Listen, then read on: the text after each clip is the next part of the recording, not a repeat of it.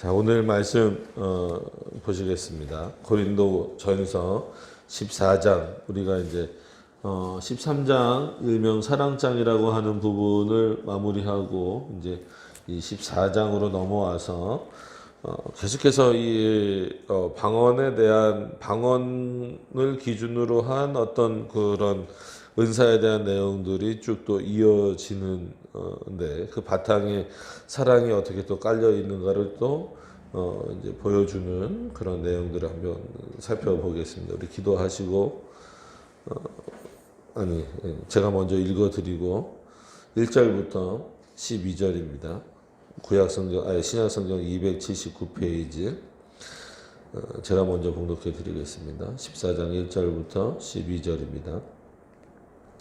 사랑을 따라 구하라. 신령한 것을 사모하되 특별히 예언을 하려고 하라. 방언을 말하는 자는 사람에게 하지 아니하고 하나님께 하나니 이는 알아듣는 자가 없고 그 영으로 비밀을 말함이니라. 그러나 예언하는 자는 사람에게 말하여 덕을 세우며 권면하며 안위하는 것이요 방언을 말하는 자는 자기의 덕을 세우고 예언하는 자는 교회의 덕을 세우나니 나는 너희가 다 방언 말하기를 원하나 특별히 예언하기를 원하노라. 방언을 말하는 자가 만일 교회의 덕을 세우기 위하여 통역하지 아니하면 예언하는 자만 못하니라. 그런즉 형제들아 내가 너희에게 나아가서 방언을 말하고 계시나 지식이나 예언이나 가르치는 것이나 말하지 아니하면 너희에게 무엇이 유익하리요. 혹 저가 검은 거와 같이 생명 없는 것이 소리를 낼 때에 그 음의 분별을 내지 아니하면 저 부는 것이 부는 것인지 검은 것 하는 것인지 어찌 알게 되리요. 만일 나팔이 분명치 못한 소리를 내면 누가 전쟁을 예비하리요. 이와 같이 너희도 혀로서 알아듣기 쉬운 말을 하지 아니하면 그 말하는 것을 어찌 알리요. 이는 허공에다 말하는 것이라. 세상의 소리의 종류가 이같이 많되 뜻 없는 소리는 하나도 없나니 그러므로 내가 그 소리의 뜻을 알지 못하면 내가 말하는 자에게 야만이 되고 말하는 자도 내게 야만이 되리니 그러면 너희도 신령한 것을 사모하는 자인즉 교회의 덕 세우기를 위하여 풍성하기를 구하라. 아멘. 우리 기도하고 함께 나누도록 하겠습니다. 영광을 받기에 합당하신 하나님, 교회를 세우시고 또 그 교회를 통하여서 영광을 받으시고 또 우리를 통하여서 그 교회의 덕을 세워나갈 수 있도록 인도하여 주신 그 하나님 앞에 오늘도 모였습니다. 참 여러 가지 어려움들이 요즘 교회에 그리고 이 나라에 너무나 많이 있습니다. 하나님 이런 어려움들을 겪을 때마다 하나님의 형벌로서 이해하면서 동시에 우리가 우리를 돌아보는 방식으로서도 이해하면서 또 이 일반적 차원에서 이런 문제들을 어떻게 우리가 또 이해하고 또 세상을 향하여서 어떻게 교회의 모습으로 보여줘야 되는가를 늘 고민할 수 있는 저희들 되게 하여 주시옵시고 오늘도 이 말씀을 통하여서 다시 한 번 더 교회의 덕을 세우라고 말씀하시는 그 하나님의 말씀을 우리가 주의 깊게 살펴서 그 뜻을 깊이 생각할 수 있도록 인도하여 주시옵소서. 예수님의 이름으로 기도드립니다. 아멘. 자, 제목은 14장 1절 그 초반에 나와 있는 그 본문은 그냥 인용했습니다. 사랑을 따라 구하라. 이렇게 해서 이제 보통 13장 후반 이렇게 맨 마지막 절이죠. 그러니까 그런 즉 믿음, 소망, 사랑 이 세 가지는 항상 있을 것인데 그 중은 사랑이라 라고 해서 사랑의 가치가 얼마나 큰지 그리고 그 사랑이 어떻게 보면은 우리가 은사라고 말하는 뭐 그게 이제 지속되는 은사건 아니면 멈춰졌던 은사건 멈춰지게 되는 은사건 간에 그리고 멈춰진 은사건 간에 모든 것들이 사랑에 근거하지 않으면 이기적이다. 자기를 드러내는 어떤 도구가 될 수 있는 그런 내용이 된다는 거죠. 그게 이제 오히려 우리는 이거를 가지고 보통 13장이나 14장을 읽어 나가면서 방언에 대한 문제로만 읽는데 그렇지 않고 바울은 여기서 오히려 사랑에 대해서 계속 얘기를 하는 거예요. 사랑에 대해서 얘기를 하면서 하나님께서 교회를 올바로 세워나가시기 위한 여러 가지 덕들을 우리들에게, 그러니까 은사들을 주셨는데, 그거는 이제 그 은사들을 주신 이유는 교회의 건덕을 위해서, 즉 덕을 세워나가기 위해서 주신 것인데, 거기에 사랑이 없다라고 한다면 그거는 이기주의가 될 수밖에 없다라는 거예요. 그러니까 그러면서 이제 방언을 말하는 것은 고린도 교회의 특징을 살펴보면 알 수 있듯이 우리는 이제 방언의 정의를 계속해서 내렸잖아요. 방언이 한마디로 진짜 막 신령한 어떤 알아들을 수 없는 그런 말이 아니라 외국어라고. 그래서 그것을 이제 고린도 지역하고 연결시켜 보면 말 그대로 여러 나라 사람들하고 무역을 하다 보니까 어떤 사람이 좀 이렇게 훌륭하고 멋있어 보여요. 여러 나라 말을 할 줄 아는 사람. 그러니까 2개국어, 3개국어 한마디로 할 줄 아는 사람이 굉장히 훌륭해 보인다라는 거죠. 그러니까 때로는 그게 교회를 세우는 데 있어서 덕이 된다라는 거예요.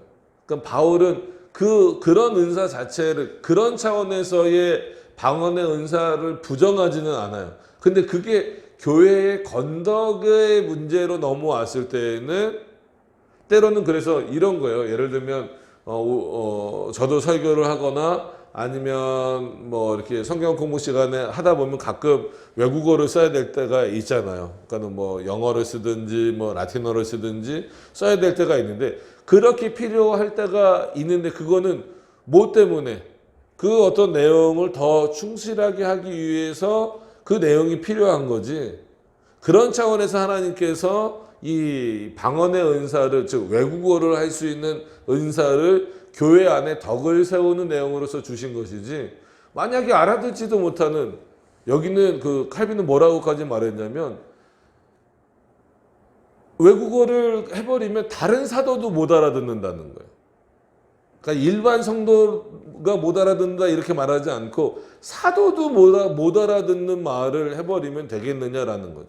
그런 차원에서 방언이 대표적인 어떤 예로 들었지만 모든 은사가 그렇다라는 거예요. 즉 사랑, 하나님 앞에서 하나님이 주신 그 사랑 안에서 이런 어떤 신령한이라는 표현을 썼지만 우리는 그걸 너무 이렇게 요즘에 잘못 사용한다고 해서 터부시할 필요는 없습니다. 그러니까 그런 은사들을 구해야 되는 것은 교회의 덕을 세우기 위한 어떤 그런 방식입니다. 그렇지 않고 사랑이 없이 구하게 된다면 그것은 어떤 의미에서 보면 자기 과시, 어떤 교만함, 어떤 자기 만족, 이 정도에 머무를 수밖에 없다라고 하는 겁니다. 그래서 이렇게 말합니다. 사랑을 따라 구하라. 신령한 것을 사모하되 특별히 예언을 하라. 그래서 이 예언을 지금처럼 생각하시면 안 된다라고 여러 번 말씀드렸습니다. 그건 이제 뒤에 가서 말씀을 드리죠. 그러니까 이 예언을 먼저 말하라고, 방언보다도, 그러니까 이 당시에는 방언이 유행했던 거예요, 한마디로. 그러니까 또 말씀드리지만 랄랄랄라 렐렐렐레 이런 방언이 아니라 외국어를 하는 게 유행이 돼서 교회 안에서도 마치 내가 한국 사람인데 한국어로 기도할 수 있어요. 한국어로 기도할 수 있는데 내가 영어를 잘한다라고 해서 영어로 기도한다면, 만약에 영어로 설교한다면 이게 누구에게 덕이 되겠느냐. 심지어 다른 사람도 못 알아듣고 너도 그게 무슨 말인지 못 알아듣는다면, 제대로 이해하지 못한다면 그게 어떻게 덕이 되겠느냐. 그런 차원에서 그럼 가장 은사 중에 크다라고 할 수 있는 은사가 뭐냐면 예언이라는 거예요. 근데 그 예언은 지금 계속해서 이 부분을 할 때 말씀드린 것처럼 뭔가 이렇게 무당이나 이런 사람들이 알려주는 것과 같은 것이 아니라 올바른 성경 해석이라는 거예요. 그래서 나와요. 이 뒷부분에 정확하게 그 부분에 대해서 이제 나옵니다. 몇 절이냐면 6절 부분에 가서 보면은 이렇게 나오죠. 그런즉 형제들아 내가 너에게 나아가서 방언을 말하고 계시나 지식이나 예언이나 가르치는 것이나 이것을 말하지 아니하면 너희에게 무엇이 유익하겠느냐 이겁니다. 외국어로만 열심히 떠들고 계시나 지식이나 예언이나 그랬어요. 그래서 헬라어로 하면 카이 이런 식의 연결입니다. 그러니까 무엇과 하지만 결국은 어떤 의미에서 보면 약간 완전히 동격이라고 하기는 그렇지만 계시를 제대로 이해하는 게 뭐냐면 예언이에요. 그리고 교훈을 통하여서 어디로 가는 거예요? 하나님 아는 지식으로 가는 거예요. 그렇기 때문에 이 네 가지는 묶여서 결국은 하나님의 말씀이 견고하게 서고 하나님의 말씀을 올바로 해석하는 차원에서 즉 지금으로 말하면 설교나 올바른 말씀의 선포나 강의나 이런 거가 되겠죠. 교리 강의나 그런 게 예언입니다. 그래서 가장 큰 은사가 뭐냐면 예언이라는 거예요. 이 예언으로부터 모든 은사들이 출발하고 시작하지 않으면 안 된다. 근데 그 예언조차도 어디에 근거해 있어야 된다라는 거예요? 사랑에 근거해 있어야 된다는 거예요. 그렇지 않으면 아무리 그 사람이 한마디로 언어의 탁월함을 가지고 있다고 하고 지식의 탁월함을 가지고 있다 할지라도 그것은 마치 뭐와 같다? 이기주의적이고 자기 자랑하는 것에 그치지 않는다라고 하는 겁니다. 그러니까 그만큼 교회에서는 지금도 그런 차원에서 우선되어져야 될 것은 예언이 하나님의 말씀의 선포입니다. 그러니까 예언에 대한 이해를 분명히 좀 잘 하셔야 돼요. 그러니까 계시와 예언은 떨어질 수가 없어요. 그러니까 의외로 이 너무 신비주의를 추구하는 사람들은 지금 이 예언이라고 하는 이 독특한 이 어떤 표현을 계시랑 떨어뜨려 놔버렸잖아요. 그래서 지금도 마치 계시가 계속되는 것처럼 예언하잖아요. 너는 앞으로 이렇게 될 거야. 너 이렇게 될 거야. 너 이렇게 될 거야. 우리는 그게 아니라 계시에 기초해서 또 일반 은총과 하나님이 그 구원 우리에게 이제 이뤄가시는 그 특별 은총의 차원에서 하나님의 말씀을 섬기는 자들은 대부분 이런 삶을 살게 되는구나. 또 이런 방향성으로 가게 되는구나. 이런 상황이 처해졌을 때는 또 이렇게 살게 되는구나. 이런 보편적인 하나님의 역사를 깨달으면서 살아가는 거고 그 안에 있는 하나님의 특별하게 개인적인 주시는 그런 은혜들이 있는 것이지 이거를 무슨 계시와 상관없이 그냥 신령한 은혜처럼 생각하시면 안 된다라고 하는 거예요. 그래서 이 예언은 반드시 어디에 근거해야 되냐면 하나님의 말씀인 계시에 근거해야 되고 그 계시를 뛰어넘어가면 안 된다라는 거예요. 교훈도 마찬가지고 그러니까 하나님이 주시는 교훈도 결국은 계시잖아요. 하나님의 말씀도. 그럼 그것이 결국은 인간의 지식을 뛰어넘지 못하게 하는 지식으로 가는 통로가 되게 한다라는 그런 방식이에요. 그래서 이 단순히 14장을 그런 차원에서 방언장으로 좀 안 보셨으면 좋겠어요. 그러니까는 여러 가지 이제 하나님 바울이 생각할 때 좀 뭐라 그럴까요? 고린도 교회가 이렇게 좀 자랑거리로 갖고 있을 만한 것을 가지고 지금 비판을 하고 있는 내용 중에 방언이라는 것이 그 당시에 이제 유행했기 때문에 한마디로 외국어를 많이 아는 것을 유행했고 그것을 이렇게 막 말하는 것이 유행했기 때문에 그것이 절대 너희들의 자랑거리지 교회의 덕을 세우는 것이 아니다라는 것을 지적해 주기 위해서 방언에 대한 내용을 계속 언급하고 있는 것이지 이건 방언장이 아닙니다. 전체적으로 보면은 은사가 뭔지 그리고 그 은사는 어디에 근거를 두고 있는지에 대해서 지금 말하고 있는 거예요. 자, 그래서 2절부터 그런 차원에서 잘 보시면 방언을 말하는 자는 분명히 외국어입니다. 우리는 외국어로 그냥 이해를 좀 하셨으면 좋겠어요. 방언을 말하는 자는 사람에게 하지 아니하고 하나님께 하나니. 이거는 그 속담이 있대요. 마치 벽에다 대고 말하는 것과 같다라는 속담이 있대요. 그 당시 속담으로. 그러니까는 이 고린도 지역의 속담이겠죠. 그게 이제 헬라 속담이건 유대 속담이건 간에 벽에다 대고 말하는. 그러니까 외국어를 말하면 모르는 사람들은 벽에다 대고 듣는 거랑 똑같죠. 그러니까 이게 방언은 아니더라도, 그러니까 요즘에 로마 카톨릭도 희한하게 신비로운 것 같은 그런 방언, 막 한마디로 막 뭐 랄랄랄라 레렐렐레 하는 그런 방언들 하지만 어떤 의미에서 보면 이게 어디에 걸리는 거냐면 전혀 사람들은 못 알아들어요. 일반 사람들은 못 알아듣는데 사제들만 뭐 읽습니까? 라틴어 그냥 쭉 읽어 나가잖아요.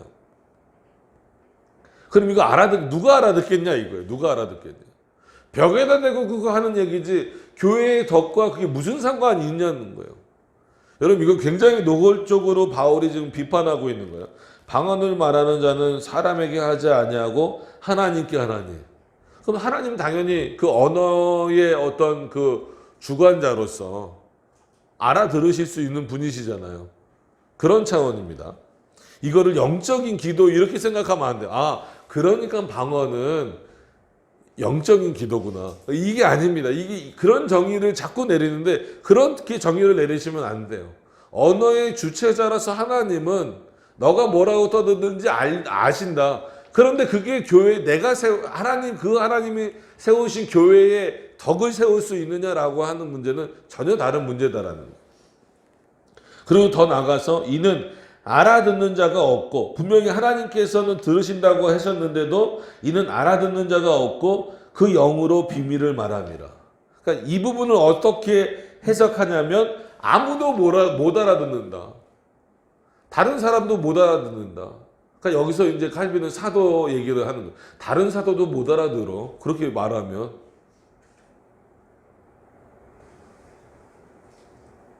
못 알아듣는다.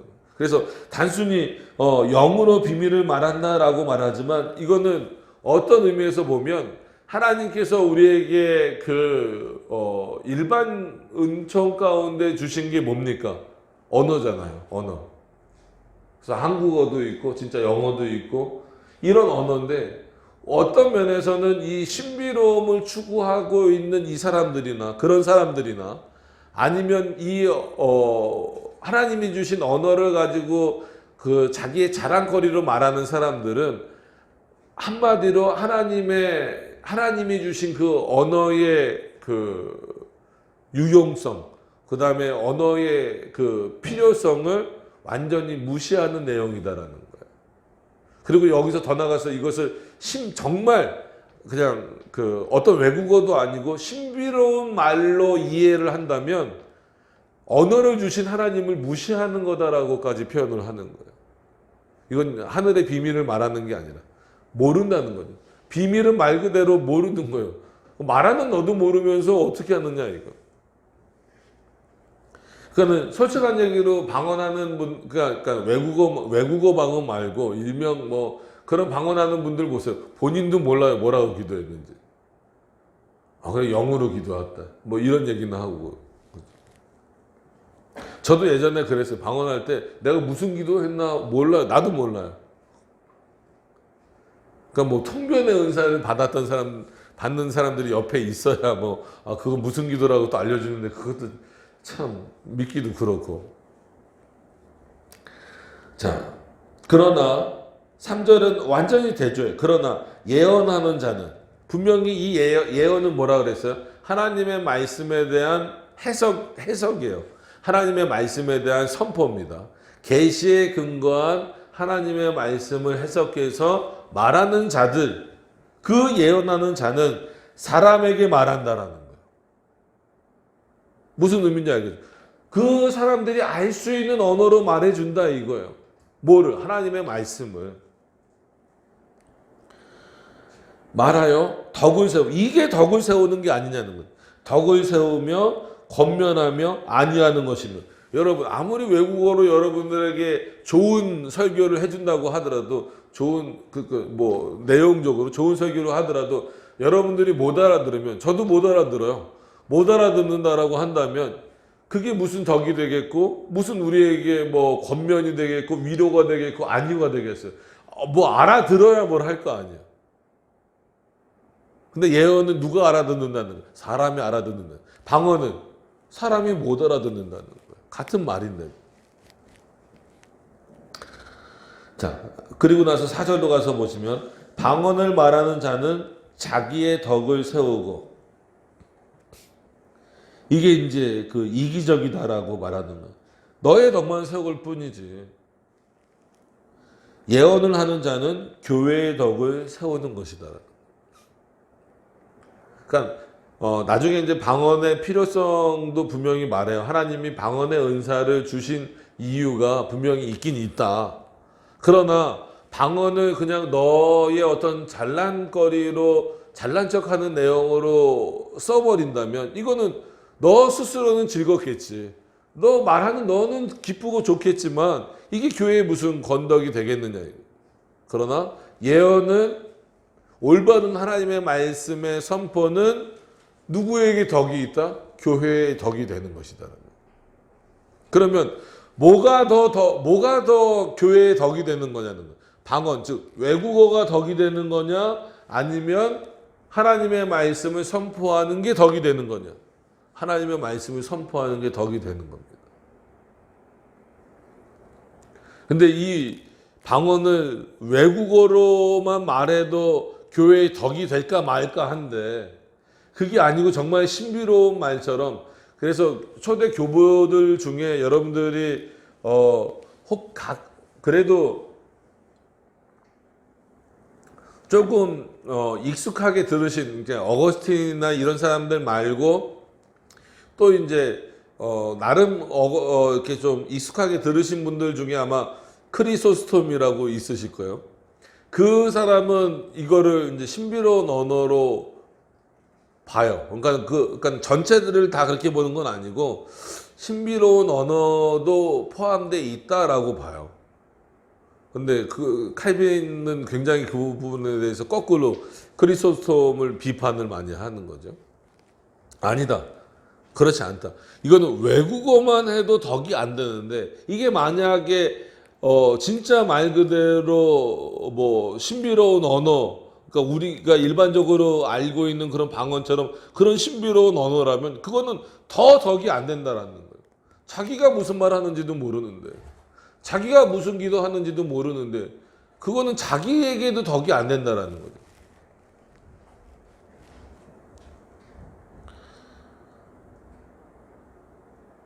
그러면서 5절에는 이렇게 또 말해요. 나는 너희가 다 방언 말하기를 원하나. 그러니까 이 표현은 뭐냐면 한마디로 고린도 교회를 너무 내가 비판했나? 한번 달래줘야지. 이런 의미라기보다도 은사의 보편성, 그리고 은사의 필요성, 방언이라고 하는 그 은사, 우리는 분명히 외국어입니다. 외국어라고 하는 그 은사에 대한 필요성이 있다라는 거예요. 있죠. 그래야 우리도 뭐 예를 들어서 이제 칼빈 기독교 강요 교재를 선정할 때라든지 아니면 뭐 이런 거 할 때 좀 그래도 살펴보잖아요. 뭘로? 한글만으로 안 되니까 영어도 살펴보고 뭘로 살펴봐서 그나마 제일 조금 우리가 이렇게 잘 번역된 것으로 선택을 하는 거잖아. 시편 찬송도 그랬고 우리가 성경도 다시 개혁 한글판을 쓰는 이유도 개혁 개정판이 뭐 엄청 잘못됐다 이런 건 아니란 말이에요. 하나님의 말씀, 그것도 성경이니까. 근데 개혁 개정판보다는 뭐가 조금 더 번역이 잘 됐다는 거예요? 개혁 한글판이 번역이 잘 됐다는 거예요. 그럼 그런 차원에서는 어떤 은사가 필요한 거예요? 이 기준으로 말하면 방언을 우리가 외국어라고 말했을 때는 외국어의 은사가 필요한 거예요. 어떤 의미인지 아시죠? 근데 그게 자랑거리가 되거나 어느 수준 이상을 뛰어넘어갈 수는 없다라는 거죠. 그거보다는 그런 차원에서는 너희가 다 방언 말하기를 원하나. 그 정도 수준이 좀 됐으면 좋겠다. 목회자뿐만 아니라 성도들도 그 정도 수준이 다 됐으면 좋겠다. 하지만 교회에 덕을 세우는 것은 특별히 예언하기를 원하노라. 그래서 방언을 말하는 자 통역하지 아니한다면 예언하는 자만 못하니라. 만약에 정말 그 필요에 따라서 어쩔 수 없이 외국어를 써야 된다면 반드시 뭘 하는 자를 둬라? 본인이 통역을 하든지 그런 통역할 능력이 없으면 옆에 통역할 만한 사람을 두라는 거예요. 그래서 예를 들면 그거예요. 여러분들이 그 쉽게 이해하실 수 있게 만약에 뭐 선교사님들이나 뭐 아니면 우리 교회 나중에 혹시 뭐 그럴 기회가 있을지 모르지만 외국 목사님을 초청한다 하면은 그 외국 목사님 본인 언어로 얘기할 거 아닙니까? 설교를 할 거 아니에요? 그럼 옆에서 통역을 누가 해줘야 되잖아요. 그러니까 선교사님들도 맨 처음에 가서 그 나라 언어에 완전히 익숙해지기 전까지는 옆에 누가 있어요? 본인이 전하는 말을 그 현지어로 번역해주는 그 사람을 같이 데리고 다녀요. 그러니까 그런 어떤 내용이 있어야 그나마 이 방언은 뭐에 덕을 세울 수 있다는 거예요. 교회의 덕을 세울 수 있다라고 하는 겁니다. 그러니까 이거를 통변의 은사로 이해하시면 안 돼요. 막 랄랄랄라 렐레렐레 하는 것에 대하여서 막 통역해 주는 걸로 생각하면 안 됩니다. 그게 아니라 정확하게 번역입니다. 번역. 그래서 여러분들 지금은 제가 오늘 갖고 오려다가 못 갖고 내려왔는데 NIV만 보더라도 저희는 뭐 영어 성경 뭐 어떤 걸 보셔도 돼요. 뭐 킹제임스 보셔도 되고 뭘 보셔도 되는데 보편적으로 그냥 NIV가 그냥 제일 좀 괜찮은 것 같아요. 그러니까 NASB라고 하는 것은 뉴 어메리칸 스탠다드 버전이거든요. 그러니까 이제 미국 새번역 비슷한 개념인데 그게 이제 우리나라로 넘어와 갖고 현대인의 성경으로 많이 번역이 돼요. 그래서 이제 좀 표현이 이제 마치 아이들도 알아들을 만큼. 그래서 NASB 뭐 이런 거보다도 뭐 갖고 계신 건 좋아요. 참고를 하기 위해서. 그나마 그냥 보시기에는 NIV가 킹제임스는 뭐 다 아시다시피 킹제임스를 너무 이렇게 그 버전을 높여서 그것만 성경이다 이렇게 막 말하는 좀 또 이단들도 있고 그러니까 킹제임스가 나쁘다는 건 아니에요. 약간 좀 뭐 아무래도 로마 카톨릭이나 사제주의를 조금 뭐랄까요 옹호하는 번역은 분명히 있습니다. 그러나 그렇기 때문에 뭐 장로교에서 그렇게 잘 보지는 않지만 NIV 이렇게 보세요. 거기 보면 분명히 통역이라고 나와요. 그러니까 번역 이렇게 번역해 준다. 그런 단어로 나옵니다. 여러분들 이 부분을 찾아서 보시면 그렇게 됩니다. 그래서 어떤 면에서 보면 바울은 이 부분을 얘기하면서 칼빈은 어떻게 해석을 하냐면 이거는 그래 교사들이 이 정도 위치를 가져야 된다는 거예요. 그러니까 교사라고 하면 단순히 뭐가 많아지겠어요? 당연히 지식이 많아지겠죠. 여러분 바울도 여러 가지 언어를 많이 했겠죠. 그죠? 그러니까 교사가 되려면 기본적으로 뭐 어느 정도 언어의 능력은 있어야 된다라는 거. 근데 그거 가지고 자랑하지 말고 너가 그 언어의 능력이 있다라고 한다 그러면 그거 가지고 여기다가 막 써놓고 다 알죠? 그리고 지워버리고 막 그런 거 하지 말고 뭐 하라는 거예요? 그거보다 하나님이 너에게 주신 즉 교사로 세우시고 목사로 세우신 이유는 뭐예요? 예언하라는 거예요. 하나님의 말씀을 올바르게 선포하라는 거예요.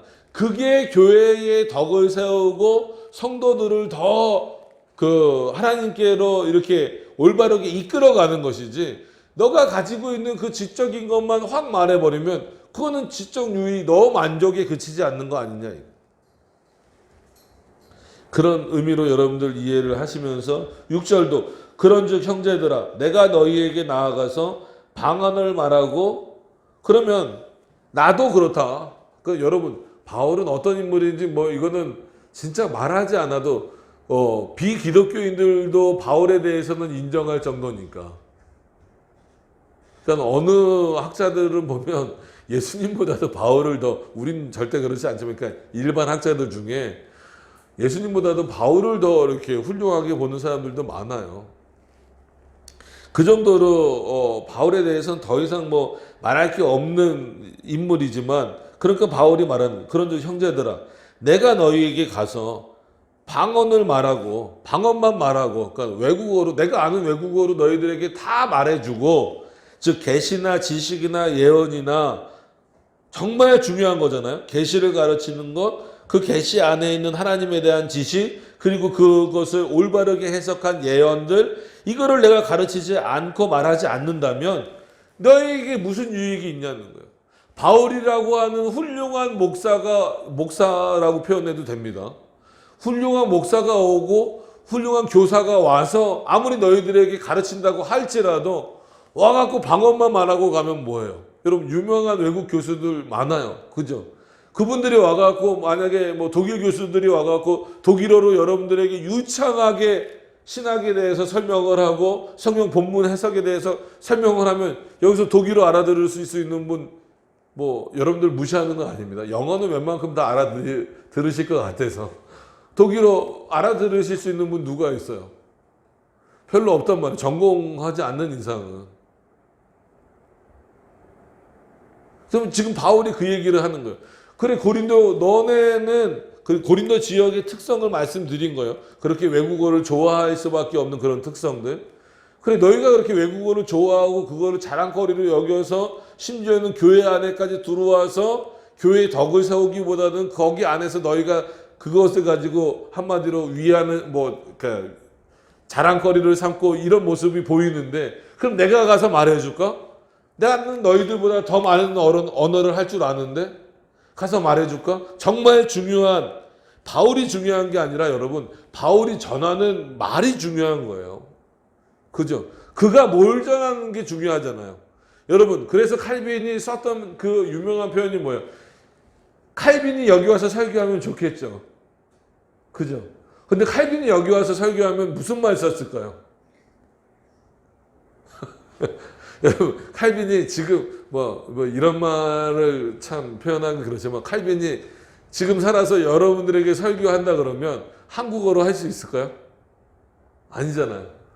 프랑스어로 하든지 아니면 그 당시에 일반적인 어떤 뭐 영어와 같은 그 공통 언어였던 게 뭐예요? 라틴어잖아요. 라틴어로 여러분들에게 정말 중요한 내용을 설교하고 갔어요. 여러분 어떨 것 같아요? 여러분 라틴어나 프랑스어 다 들으실 수 있어요? 해석하실 수 있어요?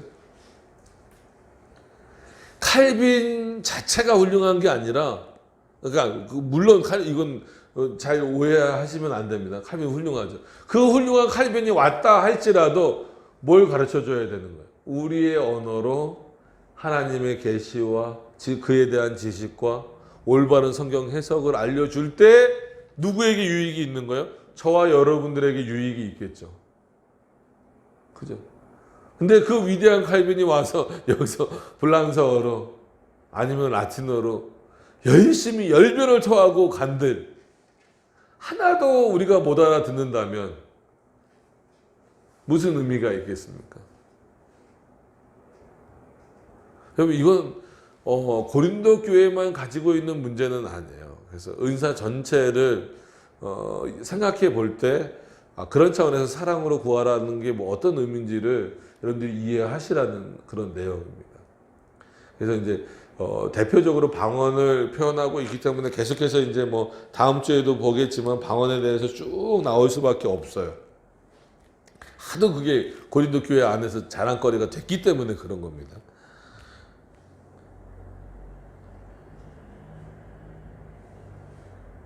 자, 7절에 보면 6절까지 했죠. 7절에 보면 혹 저가 검은 거와 같이 생명 없는 것이 소리를 낼 때에 그 음의 분별을 내지 아니하면 저 부는 것인지 검은 것 하는 것인지 어찌 알게 되리요.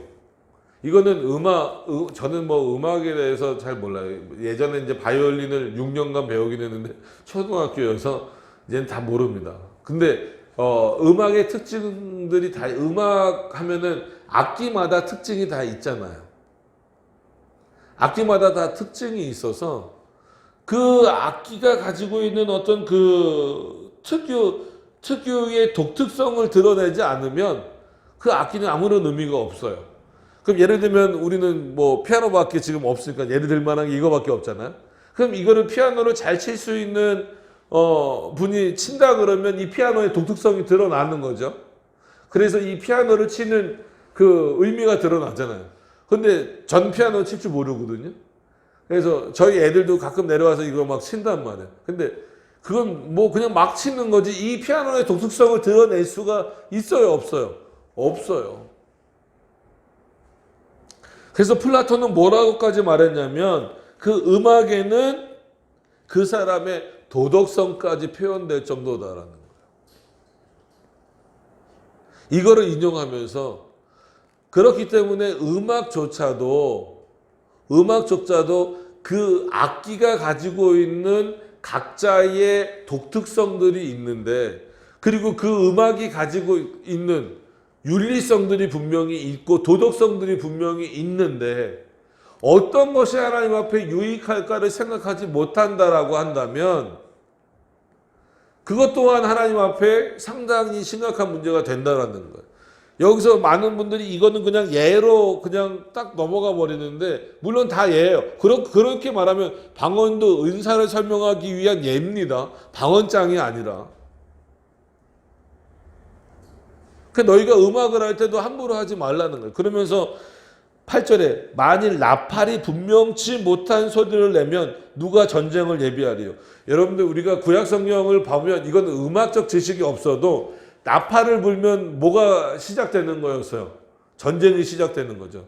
그거는 왜 그러냐면 물론 이제 사람들의 집중도 그렇지만 그 말로 많이 이제 마차를 가지고 싸우고 했잖아요. 만들어서 말을 타기도 하고 뭐 마차를 만들기도 하고, 이 말을 요동시키는, 한마디로 말의 심장을 뛰게 해서, 한마디로 좀 표현이 그렇지만 말을 이렇게 막 흥분하게 해서 그 전쟁터에 나가서 막 이렇게 막 그 싸울 수 있는 어떤, 그게 나팔의 역할이라는 거예요.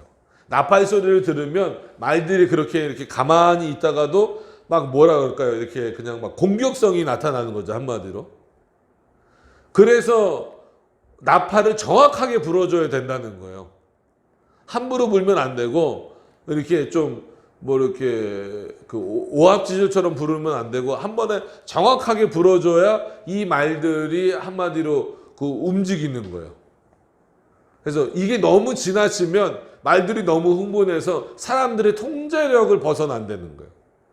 여러분, 말을 가지고 전쟁에서 승리를 하려고 하는 거지, 말을 통제하지 못하면 적군을 통제하기 이전에 자기가 먼저 죽어버리잖아요. 그래서 어느 정도냐면 스파르타 하면은 여러분 무슨 생각 떠오릅니까? 전쟁하는 나라, 이게 많이 떠오르잖아요. 그러니까 오히려 스파르타 같은 나라에서는 나팔을 안 썼대요. 이게 때로는 너무 과도하게 말을 한마디로 뭐랄까요, 이렇게 너무 흥분 상태로 몰아가기 때문에. 그래서 그거 대신에 플룻, 우리는 플룻 보면은 이게 뭐야 하는데, 플룻 또한 그 말을 좀 자극하는 건데 아주 이렇게 좀 너무 넘치지 않게, 이렇게 막 공격성이 과하게 드러나지 않게, 오히려 그 전쟁을 많이 해봤기 때문에 경험을 한 거죠.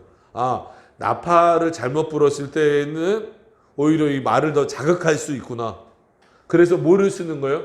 그러기 위해서 그거보다 좀 덜한 플룻을 쓰는 거예요.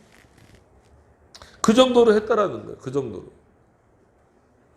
그러니까 뭐 이런 예들을 생각해 보면 뭐가 교회에 유익이 되는가? 그러니까 음악도 결국은 그런 차원에서는 인간의 감정을 자극하는 내용들, 인간의 어떤 그런 뭐예요? 윤리성이 드러나는 그런 음악들을, 악기들을 함부로 사용할 수 있느냐에 대한 문제는 여기서도 얼마든지 얘기할 수 있는 거예요. 그죠? 나팔을 잘못 불어서 그 공격성이 더 드러난 말에게 그렇게 드러난다면 사람도 마찬가지죠.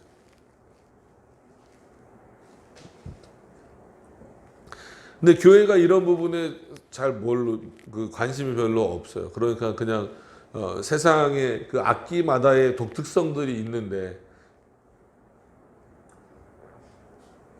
악기가 가지고 있는 어떤 그런 독특성들은 전혀 생각하지 않고, 심지어 물론 플라톤의 말을 우리가 전적으로 다 받아들일 수는 없다 하더라도 그 악기가 가지고 있는 도덕성까지 있다라고, 그 플라톤이면 얼마나 오래적 사람이에요. 그 사람까지도 그렇게 표현을 했는데, 요즘엔 너무 무분별하게 쓰면서 결국 은사랑 또 합쳐지는 거잖아요. 그러니까 그러니까 이게 과연 교회를 올바로 세우는 건가? 참 요즘처럼 이렇게 여러 가지 면에서 뭐 참 전염병이 이렇게까지 번질 줄은 몰라서 뭐 아시는 것처럼 많은 교회들이 뭐 예배를 못 드리게 되고 축소하게 되고 공문을 내려보내서 뭐 학원 뭐 이런 데 다 쉬게 되고 지금 뭐 완전히 거의 나라가 공황 상태에 빠지는 어떤 그런 차원이 돼버렸잖아요. 그러니까 이럴 때 좀 한 번 더 한국 교회가 정신을 좀 차려야 되지 않을까 싶은 생각이 들어요. 그래서 정말 그 예언하는 교회, 말씀이 선포되는 교회로 좀 돌아와야 되지 않을까. 내 자랑거리만 나타내는 그런 어떤 교회가 아니라 그랬으면 좋겠어요. 자, 9절에 이와 같이 너희도 혀로서, 그런 차원에서 이와 같이 너희도 혀로서 알아듣기 쉬운 말을 하지 아니하며, 그럼 알아듣기 쉬운 말은 뭐예요? 단순히 그 말의 수준을 떨어뜨리라는 게 아니라 알아들을 수 있는 말을 너희 혀로 말하라는 거예요. 외국어하지 말고. 그죠? 그래서 우리가 기독교 ABC 할 때 그 누구 수준으로 맞추자고 늘 맨날 얘기해요. 성질 수준으로 맞추자고. 그래서 거의 안 쓰잖아요. 거의 정말 웬만한 사람들은 다 알아들을 수 있는 언어를 쓰려고 애쓰잖아요. 그런 차원에서 알아듣기 쉬운 말이지 수준을 떨어뜨리는 건 절대 아닙니다. 수준이 떨어지는 것도 아니고. 만약에 그렇지 아니하면 그 말하는 것을 어찌 알겠느냐 이거예요. 그래서 여러분들에게 물론 개인적으로 뭐 우리 교회 같은 경우는 개혁파 책들을 많이 보시는 분들이어서 참 감사하게 여기지만 그럼에도 불구하고 여러분들에게 신학생들처럼 뭘 할 수는 없어요. 또 그 차이는 또 있기 때문에. 근데 이거는 뭐 그 정도보다도 이제 방언에 대한 얘기가 계속 이어지는 거니까 그 말하는 것을 그렇지 아니하면 그 말하는 것을 어찌 알려? 이는 허공에다 말하는 거죠. 다 날아가 버리는 거죠. 세상에 소리의 종류가 이같이 많되 뜻없는 소리는 없나니. 여러분 참 중요한 표현이죠. 그죠? 하나님이 뜻없이 우리에게 말씀하시지 않은 것처럼 뜻없는 소리는 없다라는 거예요.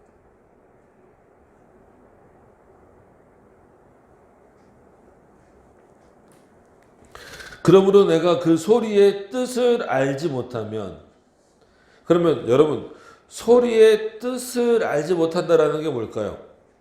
그러면은 반대로 그 소리의 뜻을 안다는 게 뭘까요? 어떻게 생각하세요? 그렇죠. 맞아요. 의미의 전달, 마음의 전달, 이런 거죠. 그러니까 내가 말할 때, 저 사람이 내가 말하는 것에 대한 의미를 이해하고 있느냐, 아니면 내 마음이 전달되고 있느냐. 그러니까 목회자는 두 가지가 다 있어야 되겠죠. 어떤 그런 목회적 마음을 성도들이 어떤 그러니까 성경 말씀을 전하는 거니까 지식적으로도 이해하면서 한마디로 저 목사가 우리를 사랑하는구나라고 하는 그런 마음이 전달되고 있느냐, 뭐 그 정도까지 포함이 될 수 있겠죠. 그러니까 이거를 이런 게 하나님의 은사라고 생각하지 못하는 거예요. 그러니까 성령의 역사라고 생각하지 못하는 거예요. 성령 하나님께서 주시는 이해력, 성령 하나님께서 주시는 분별력, 성령 하나님께서 주시는 은혜, 이거를 뭐 영적 분별력, 영적 이해력, 영적 어떤 그 판단력, 분별력, 이런 게 없으면 이게 무슨 유익이 있겠냐는 거예요. 근데 방언에서 이런 내용이 오겠냐는 거예요. 생길 수가 없죠. 전혀 생길 수가 없습니다. 방언을 들으면서 그 마음의 뜻을, 소리의 뜻을 이해한다? 이건 단순히 그 소리의 뜻을 이해한다 그래서 그냥 언어적인 차원에서 그 단어의 의미를 깨닫는다 정도로 생각하시면 안 됩니다. 진짜 말 그대로 의미가 완전히 전달됐느냐, 더 나아가서는 그 마음과 마음이 서로 통했느냐 이거죠. 그것을 알지 못하면 내가 말하는 자에게 야만이 되고 말하는 자도 내게 야만이 되리니. 이건 야만이라고 표현됐지만 말 그대로 이 당시에 헬라인들, 즉 헬라인들은 유대인들을 어떤 취급했어요? 야만인 취급하는 거예요. 서로가 그런 거죠. 또 유대인들은 자기네들은 헬라인한테 또 그런 취급을 당하면서 거꾸로 신약 성경의 내용을 이렇게 보시면 유대인들은 또 누구를 이렇게 야만인처럼 여겨요? 사마리아 여인 대표적인 거잖아요. 그래서 지도상을 여러분들 보셔도 알지만 가로질르면 사마리아 지역을 가로질르면 굉장히 가까운 거리들이에요. 근데 그 사람들은 어떻게 돌아다녔어요? 삥 이렇게 돌아다니잖아요. 근데 예수님은 어떠셨어요? 그냥 쑥 지나가시잖아요. 그걸 예로 드는 거예요.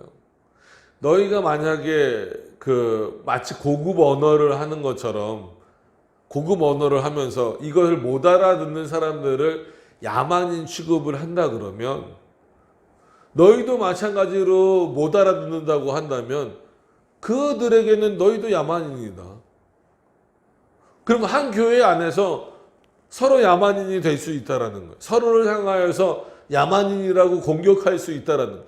이게 무슨 꼴이냐? 이게 교회의 모습이냐는 거예요. 그러면 정말 인정하는 차원은 아니지만 만약에 그런 신비로운 언어가 있다라고 해봅시다. 그걸 방언이라고 해봅시다. 그럼 사람들이 교회 안에서 어떻게 나눠지는지 알아요? 저도 뭐 부교육자 생활 오래 했다고 말씀드렸지만 한마디로 그런 그런 이상한 방언들 있잖아요. 그런 거 하는 사람하고 못하는 사람하고 나는 이렇게 뭔가 이렇게 그걸 하는 사람들은 뭔가 이렇게 대단해 보이고 못하는 사람들은 이제 난 왜 못할까? 왜 저기 안 될까? 막 이렇게 주눅 들어서 살고 막 이런 경우가 있어요. 실제로 그런 경우 많이 봐요. 막 앞에 마이크 잡고 막 우다다다다다다 막 그러고 막 그러면은 야 대단하다 그러는 거. 그러지 못하면 그냥 막 교육자들 사이에서도 그래요. 우리 대신은 아니지만 합동 같은 경우는 공적인 자리에서 그러니까 공예배에서 특히나 목사가 강단에서 방언 그런 신비로운 언어를 하면은 그건 정직감입니다. 근데 어긴 교회들이 몇 교회에 있었죠. 그건 우리 대신교단은 아직 그렇게는 안 됐는데 그 정도로 하는데도 막 다 어겨요. 왜냐하면 그게 신비롭고 높아 보이고 좋아 보이니까. 근데 서로 그게 오늘 바울의 말로 말하면 뭐가 되는 거예요? 서로에게 야만이 되는 거예요. 하는 사람은 우쭐하게 되고 그죠? 다른 사람들이 신비하게 보니까 대단하다 이렇게 보니 못하는 사람들은 한마디로 진짜 어디 저기 구석에 처박혀서 이렇게 마치 능력도 없는 사람들처럼 살아가는 그건 한 교회 안에서 있어야 될 모습이 전혀 아닙니다. 절대 그런 모습이 나타나면 안 되죠. 12절에 이렇게 일단 오늘 결론을 내려보면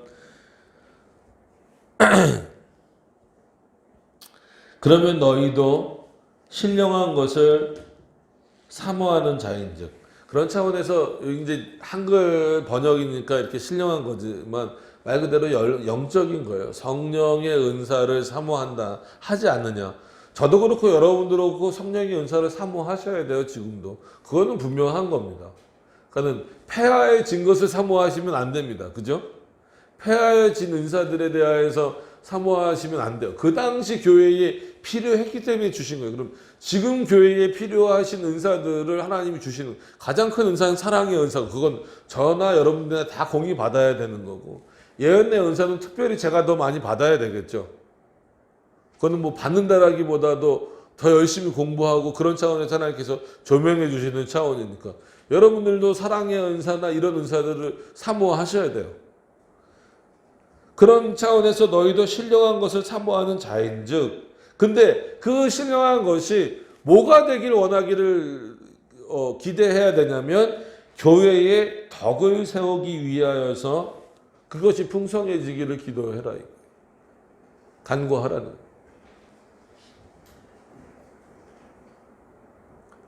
그래서 그 목사나 성도나 뭐 좀 구별을 한다 그러면 죽을 때까지 공부할 수밖에 없는 거예요. 죽을 때까지 기도하면서 하나님의 말씀을 탐구하면서 나아갈 수밖에 없는 거예요. 왜? 우리는 늘 신령한 것을 사모하면서 그것이 더 풍성해지기를 원해야 되니까. 그런 차원에서 우리 교회도 신령한 것을 사모하는, 뭐 이 말을 잘못 사용하는 사람들이 있기 때문에 조금 우리가 잘 사용을 안 하고 있었을 뿐이지만 실제로는 우리도 신령한 것을 사모해야 되는 거예요. 우리 교회도 신령한 것을 사모하는 여러분들이 되셨으면 좋겠어요. 각자의 위치에서. 그래서 이제 앞에 이제 12장인가요? 이런데 이제 그 바울이 언급했던 것처럼 각 사람에게 좋은 것으로 나눠 주시겠다라고 하는 그 의미가 여기에 이제 담겨져 있는 거죠. 그렇게 사모하는 자들에게 하나님께서 필요한 은사들을 나눠 주시겠다라는 겁니다. 지금도 있는 은사들을. 근데 그 은사는 뭐라고요? 교회의 덕을 세우는 겁니다. 그러니까 이제 이런 내용들이 더 이어져 나갈 텐데 이 14장을 우리가 다 보진 않았지만 너무나 많이 단순히 방언에 대한 문제를 얘기하는 정도로만 이 14장을 이해하고 넘어가서 조금 안타까울 때가 많이 있었어요. 물론 방언을 말할 수밖에 없어요. 바울이 방언에 대해서 예를 드니까. 근데 어떤 의미에서 보면 은사가 뭔가, 그리고 그 은사의 그 기초를 어디다 둬야 되는가를 우리로 하여금 다시금 계속 확인시켜주고 있는 내용이거든요. 그러니까 그런 부분들을 여러분들 기억하시면서 또 방언에 대해서도 이런 차원에서 다시 한 번 더 종교개혁자들이 어떻게 이해를 하고 해석을 하고 있는가, 그리고 왜 예언이 최고의 은사로 불려지고 있는가라고 하는 것들을 기억하셔서, 방언은 외국어이고 그렇기 때문에 그 외국어로 막 전해지는 것보다는 통역이 반드시 필요하고, 그런 차원에서는 뭐 이렇게 막 외국어 통역이 필요하고 이런 것보다는 바로 그 계시에 근거해서 전해지는, 올바로 해석돼서 전해지는 예언, 즉 하나님의 말씀이 교회의 덕을 세우는데 가장 중요한 것이다라는 차원에서 은사 중에, 그러니까 사랑의 은사를 제외한 은사 중에 가장 대표되는 은사가 된다라고 하는 것을 여러분들이 기억하셔서 교회 안에서 방언하기보다도 뭘 하기를 더 즐겨해라, 예언하기를 즐겨해라 라고 하는 그 의미를 여러분들이 잘 살펴보셨으면 좋겠습니다. 기도하도록 하겠습니다.